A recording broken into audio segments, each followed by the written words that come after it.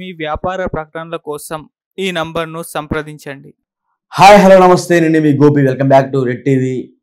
ఈరోజు మనతో వచ్చేసి political analyst and high court advocate Prasad garu ఉన్నారు. సార్ నమస్తే. సార్ నమస్తే గోపి గారు. సార్, మనం చూస్తున్నాము మాదక ద్రవ్యాలు అనేది హైదరాబాద్ లో విపరీతంగా పెరిగిపోయింది. ముఖ్యంగా ఆ సినీ వర్గాల్లోకి వచ్చేసరికి, ఆ సినీ పరిశ్రమలోకి వచ్చేసరికి సినీ దర్శకులు, ఆ సినీ వర్గాల్లో పనిచేసే వాళ్ళు, ముఖ్యంగా అత్యంత సన్నిహితులైన బన్నీ గారికి అత్యంత సన్నిహితులైన వాళ్ళ ఫ్రెండ్స్, వీళ్ళందరూ రాడిషన్ హోటల్లో మాదక ద్రవ్యాలను సేవిస్తున్నారు గత సంవత్సర కాలంగా.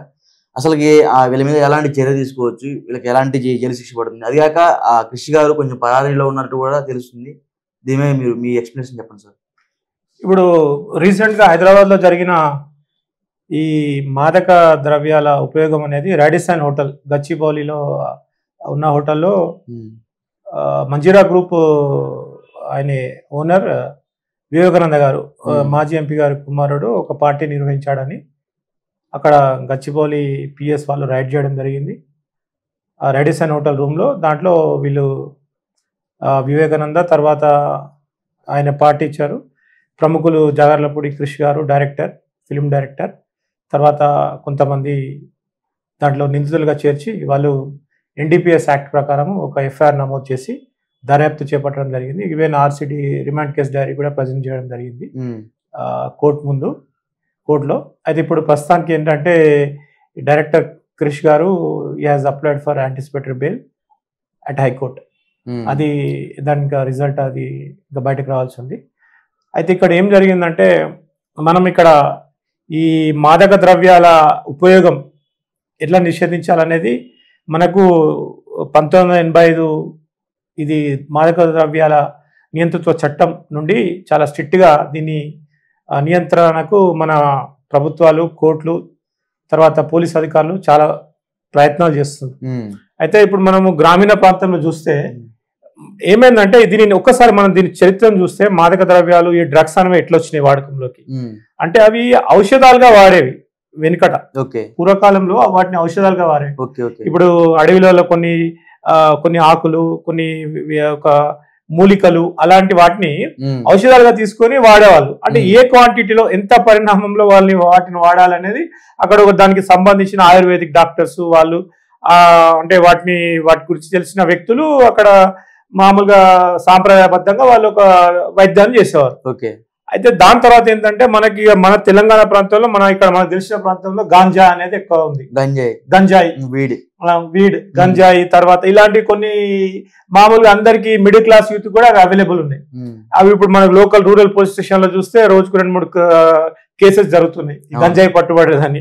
ఎస్పెషల్లీ ఒక ట్రెండ్ అయిపోయింది. ఇప్పుడు ఒక రీసెంట్ గా ఒక సినిమా కూడా వస్తుంది, గంజాయి శంకర్ ఏదో అని. దాని మీద కొంచెం ఆబ్జెక్షన్ కూడా జరిగింది.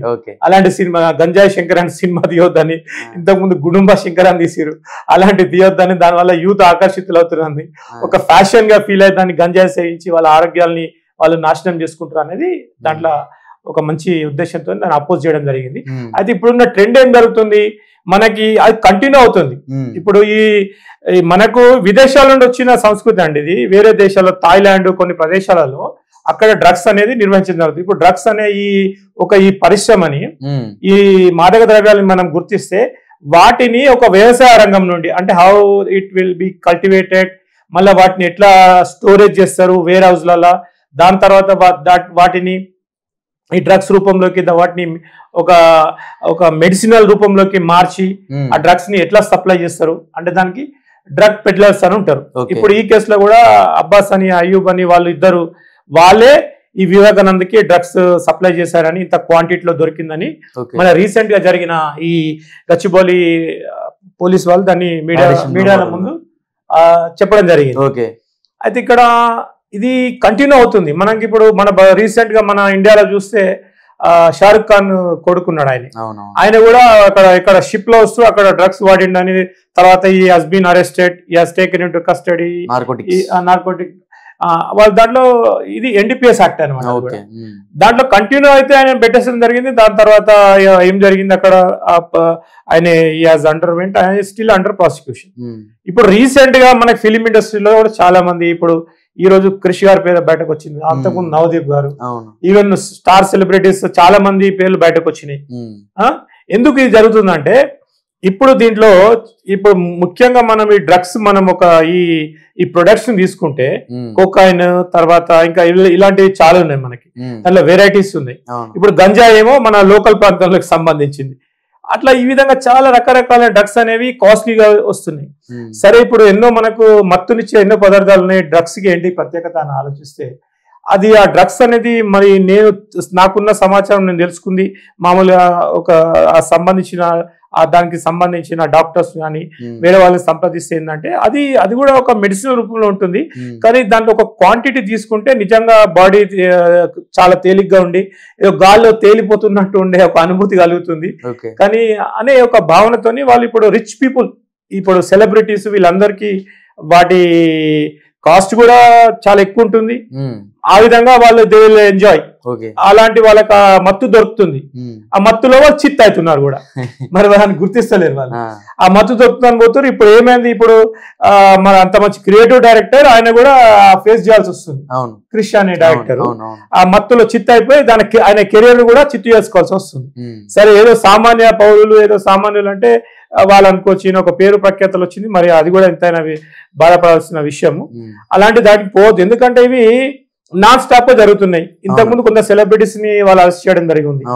అయినప్పుడైనా కొంత జాగ్రత్తగా ఉండాలి. ఆయన ప్రతి ప్రభుత్వం చెప్తుంది మనకు గోపి గారు, మేము will control the drug use in the Telangana and Hyderabad అని.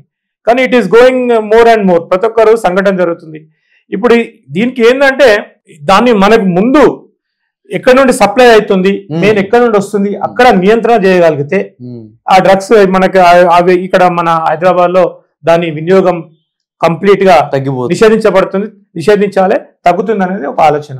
దాని పర్యవసానాలు ఎలాగూ ఇప్పుడు ఆర్థికంగా నష్టపోయాడు డైరెక్టర్ క్రిష్, పరువు పోయింది ఆయన, దాని విషయంలో ముందుకు పోతుంది. అట్లా ఎంతో మంది సెలబ్రిటీస్ వెళ్తున్నారు. అంటే ఇప్పుడు సార్ ఆయనకి పరారీలో ఉన్నారు అనే ఒక టాక్ నడుస్తుంది. అది కాక ఆయనకి ఒకవేళ జైలు శిక్ష పడితే ఎన్ని సంవత్సరాలు జైలు శిక్ష పడే అవకాశం ఉంది సార్? ఇప్పుడు ఎన్డీపీఎస్ యాక్ట్ లో సెక్షన్ 8 అనేది ఉందండి. అది చాలా దాని ప్రకారం అయితే ఇప్పుడు దాని మెయిన్ గా ఈ పోలీస్ వాళ్ళు దానికి ఇచ్చే రిపోర్ట్ లో ఎంత క్వాంటిటీ, ఇప్పుడు దాని బేస్డ్ ఆన్ క్వాంటిటీ పైన శిక్ష అనేది చట్టంలో నిర్దేశించబడ్డది. అంటే ఇప్పుడు మామూలుగా ఇప్పుడు నార్మల్ ఒకటి ఉంటుంది, తర్వాత కమర్షియల్ క్వాంటిటీ ఉంటుంది, మోర్ దాన్ కమర్షియల్ క్వాంటిటీ అని ఉంటుంది. ఇప్పుడు వాళ్ళు ఎంత డ్రగ్స్ యూజ్ చేస్తారు, అది కమర్షియల్ క్వాంటిటీ అంటే మినిమం 10 years విత్ ఫైన్ ఉంటుంది. ఇంకా దానికంటే ఎక్కువ దొరికితే 20 years of imprisonment and fine ఉంటుంది. మరి that is to be decided in the court of law. అయితే ఇక్కడ ఏంటంటే ఎన్డీపీఎస్ యాక్ట్ లో బెయిల్ దొరకడం చాలా కష్టం. వేరే చట్టాలలో ఇప్పుడు మనకు ఈవెన్ ఐపీసీ చట్టాలలో కూడా కొంచెం కొన్ని కేసులలో బెయిల్ దొరకవచ్చు, కానీ ఎన్డీపీఎస్ యాక్ట్ లో బెయిల్ దొరకడం చాలా కష్టం. ఎందుకంటే అతను ఆల్రెడీ బీన్ ప్రూవ్డ్ అక్యూజ్డ్ లాగా అతను దొరికాడు. అతన్ని ఇన్నోసెంట్ గా తాను ప్రూవ్ కావాలంటే కష్టం. కొన్ని కేసులలో ఇన్నోసెంట్స్ ని తీసుకుంటారు, అక్యూజ్ చేస్తాడు, ఆ ట్రయల్లో ఆయన ఐఎమ్ ఇన్నోసెంట్ అని ప్రూవ్ చేసుకుంటాడు. ఇక్కడ రివర్స్ ఉంటుంది. సాధారణ కేసులకు ఎన్డీపీఎస్ కేసులలో బెయిల్ దొరకడం అనేది చాలా కష్టతరమైన విషయం. దానికి ఏంటంటే ముందు మేజిస్ట్రేట్ దగ్గర అప్రోచ్ కావాలి. ఆయన మేజిస్ట్రేట్ దగ్గర డెఫినెట్లీ ఆయనే కాంపిటెంట్, మేజిస్ట్రేట్ గారికి కాంపిటెంట్ అథారిటీ ఉంటుంది. అక్కడ ఇప్పుడు నిందితులు ఇప్పుడు ఇక్కడ ఈ రీసెంట్ గా జరిగిన రెడిసైన్ హోటల్ డ్రగ్స్ కేసులో వాళ్ళు they have to approach the magistrate of particular అక్కడ గచ్చిబౌలి పోలీస్ స్టేషన్ జ్యూరిస్డిక్షన్ లో వాళ్ళు అప్రోచ్ కావాలి. అక్కడ వాళ్ళకి బెయిల్ దొరకకపోతే then they have to approach high court. అది ప్రొసీజర్. అయితే ఇక్కడ ఏంటంటే anyhow it is not that much difficult to get the bail. అలాంటి పరిస్థితి ఉన్నప్పుడు ఇది ఒక ఫ్యాషన్ అయిపోయిందా, ఇది ఎందుకు ఇలా మరి ఇంత తయారవుతుంది? ఇప్పుడు మనకు ఈ పబ్ కల్చర్, క్లబ్ కల్చర్ అనేది ఎక్కువ హైదరాబాద్ లో డెవలప్ అవుతుంది.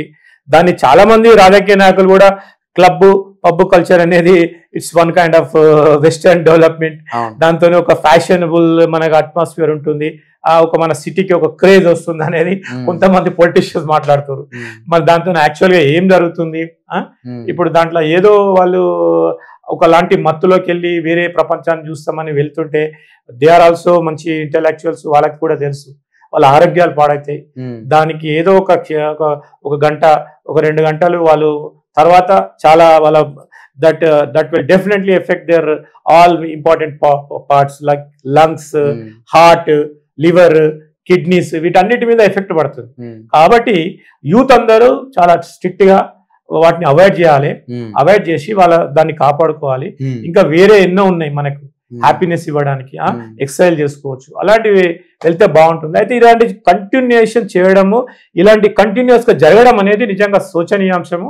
ఎందుకంటే మన దగ్గర అసలు ఈ డ్రగ్ పెడ్లర్స్ ని మనం ఆపేయాలి. ఎందుకంటే వ్యాపారం ఎక్కడి నుండి స్టార్ట్ అవుతుంది, అవి ఎక్కడి నుండి వస్తున్నాయి, అక్కడ పంపిణీ ఎక్కడ జరుగుతుంది, ఇక్కడ లోకల్ వాటిని బిజినెస్ ఎవరు చేస్తున్నారు, తర్వాత ఈ పెడ్లర్స్ ని ఎట్లా క్యాచ్ చేయాలి, వాళ్ళు ఏమేమి వాడుతున్నారు, ఏ విధంగా మళ్ళీ కస్టమర్లకి వాటి సప్లై చేస్తున్నారు, అక్కడ దానిపైన నియంత్రణ ఉంటే అవి డిస్ట్రిబ్యూటర్ నుండి బిజినెస్ వినియోగదారునికి చేరుకునే లోపల వాటిని నిషేధిస్తే అప్పుడు ఇలాంటివి సంఘటనలు జరగవు, పునరావృతం అవుతున్నాయి. మొన్న మరి ఏ పరిస్థితుల్లో అది బయటకు వచ్చిందో అలాంటివి చాలా జరుగుతున్నాయి. ఇప్పుడు రేవ్ పార్టీస్ గురించి మనం విన్నాము.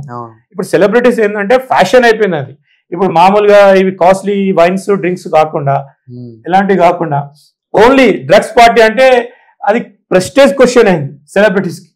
డ్రగ్స్ పాటిస్తారు, కొకైన్ తర్వాత వేరే డిఫరెంట్ డ్రగ్స్ మనం పాటిస్తున్నామంటే దాన్ని వాళ్ళు ఒక ఆ క్లాస్ లో దాన్ని ఒక ప్రెస్టేజ్ గా ఫీల్ అయ్యి బోత్ ఆర్ అటెండింగ్.